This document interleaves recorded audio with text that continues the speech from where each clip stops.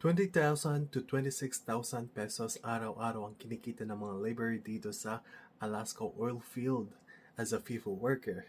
Ano ba ang FIFO? Yun ang fly in and fly out na trabaho. And this is considered as an entry-level job. And assume tayo na nagtatrabaho sila ng 12 hours per day, 84 hours per week, and 2 weeks per month. So ano ba ang laborer position? So sila ang in charge ng paggagawa ng hard labor, paglilinis, moving materials and equipments, pag-a-assist ng mga katrabaho sa mga ibang positions, supporting daily oilfield operation. Ang per hour nila pinakamababa at the minimum, they're earning about $24 per hour. Pag i-convert natin yun sa pesos, it's about 20,100 pesos per day, give or take. Sa $31 per hour naman, yun yung maximum. That is 26,800 per day.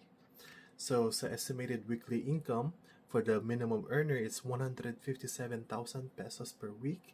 For the maximum earner, which is 31, 202,000 pesos per week. So, that will get us to monthly income with 2 weeks on and 2 weeks off kasi nagtatrabaho lang sila ng 6 months sa isang year.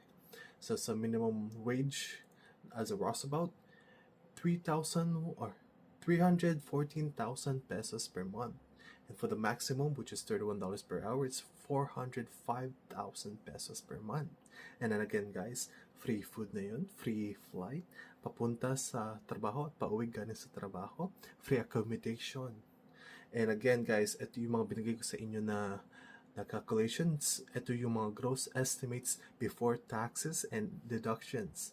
Yung talagang pay na mo kukuha nyo, the net pay, may vary depende sa company na pinapasukan, experience, overtime rules, at kung anong states kayo naka-reside in. So yun guys, thank you for watching. Please follow, like my page, and like this video. Comment kung anong gusto nyo makita next, and share this video. Thank you. I'll see you later.